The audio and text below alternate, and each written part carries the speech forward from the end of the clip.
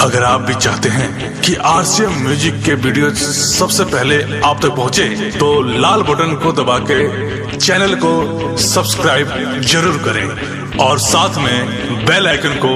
दबाना ना भूलें।